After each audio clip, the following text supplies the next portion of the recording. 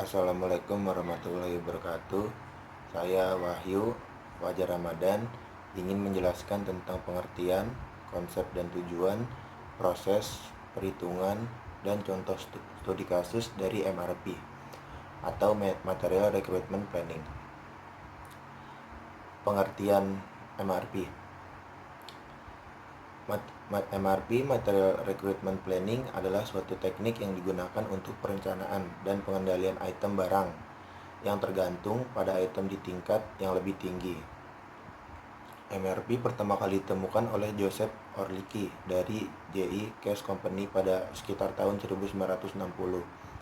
Metode MRP bersifat computer-oriented approach yang terdiri dari sekumpulan prosedur, aturan-aturan keputusan, dan seperangkat mekanisme pencatatan yang dirancang untuk menjabarkan suatu master production schedule. MRP selalu berkembang sesuai dengan tuntutan perkembangan teknologi dan tuntutan terhadap sistem perusahaan. Sampai saat ini, perkembangan MRP terjadi sampai dengan 4 kali dan tidak tertutup. Untuk masa yang akan datang, MRP akan berkembang terus. Keempat perkembangan MRP tersebut adalah: yang pertama, Material Recruitment Planning adalah suatu teknik atau set prosedur yang sistematis dalam penentuan kuantitas serta waktu dalam proses pengendalian bahan terhadap komponen-komponen permintaan yang saling bergantung. Yang kedua, Material Recruitment Planning 2 adalah perluasan dari MRP, lebih dari sekadar proses penentuan kebutuhan material. Fenomena ini melahirkan konsep baru yang disebut perencanaan sumber daya manufaktur. Yang ketiga, Material Recruitment Planning 3 adalah perluasan MRP dalam tingkat akurasi, peramalan, permintaan, penggunaan secara tepat dan baik, peramalan permintaan, sehingga dapat merubah master production schedule. Yang keempat, Material Recruitment Planning 9000 adalah perluasan MRP yang sudah merupakan tawaran yang benar-benar lengkap dan terintegrasi dengan sistem manajemen manufacturing, termasuk juga inventory, penjualan, perencanaan, pembuatan, dan pembelian menggunakan buku besar.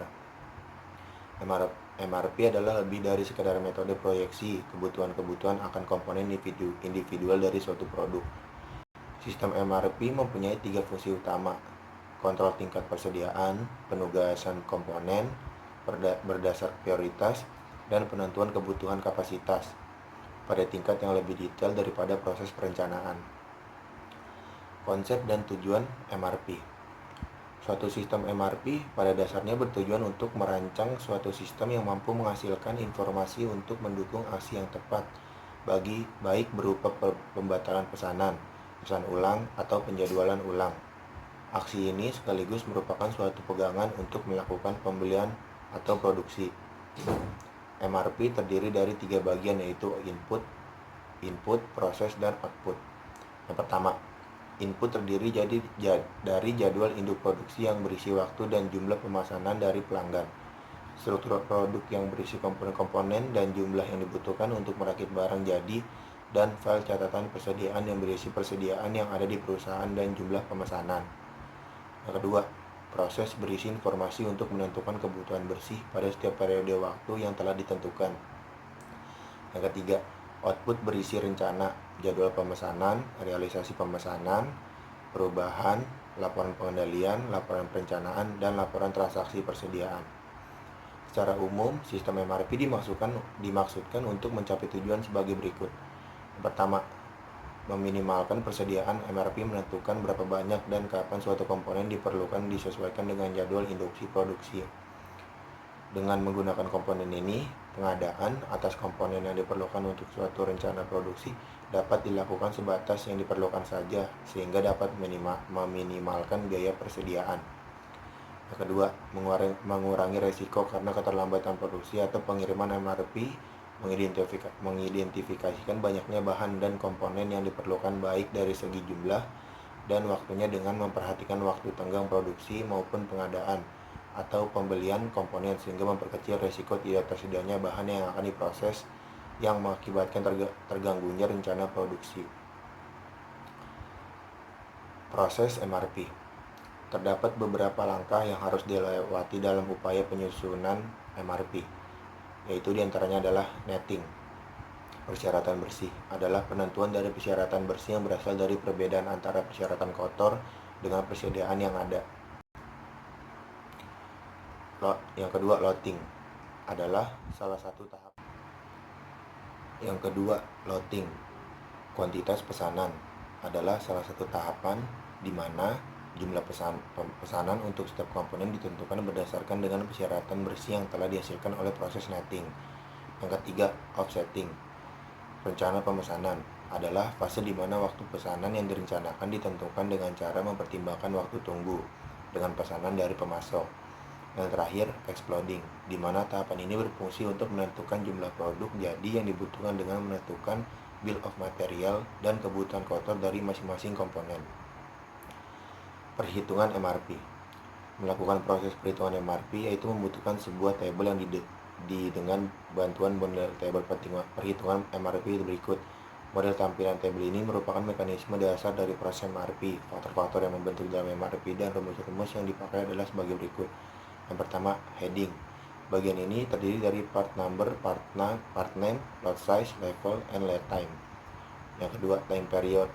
Merupakan period perencanaan bisa dalam kurun waktu harian, mingguan, dan lain-lain.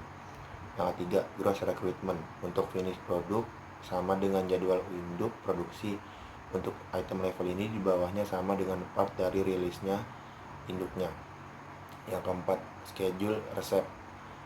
Material yang sudah dipesan akan diterima pada periode tertentu. Yang kelima, bagian inventory. Jumlah persediaan di awal periode di mana bagian inventory pada waktu sama dengan gross recruitment untuk waktu sama dengan schedule resep dalam waktu.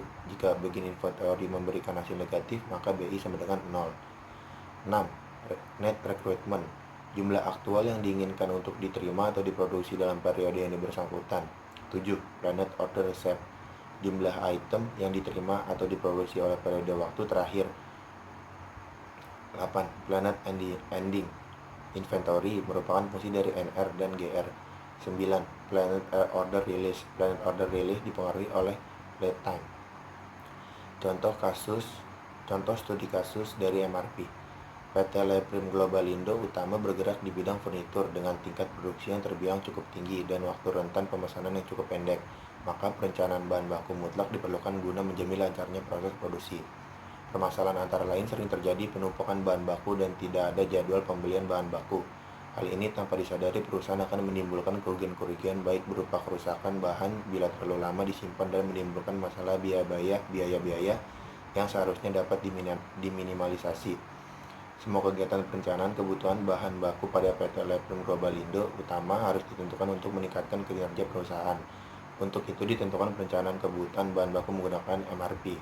Tahapan MRP yang dilakukan antara lain pembuatan bill of material, pembuatan struktur produk, peramalan, metode kuadratis, metode siklis, regresi linear, membuat skema produksi, membuat struktur produk, perencanaan bahan baku, penjadwalan induk produksi, perhitungan kebutuhan bahan baku dengan metode lot for lot, metode list unit cost. Data scander yang diambil di perusahaan adalah data penjualan dan bahan baku kitchen set. Perencanaan bahan baku dibutuhkan peramalan penjualan bulan berikutnya dengan metode siklis. Hasil perhitungan perencanaan bahan baku PT Leprim Globalindo utama diperoleh lamaran produksi per bulannya 7 unit kitchen set dengan waktu pemasaran rata-rata 3 bulan sekali. Berikut presentasi dari saya. Apabila ada salah mohon dimaafkan. Terima kasih.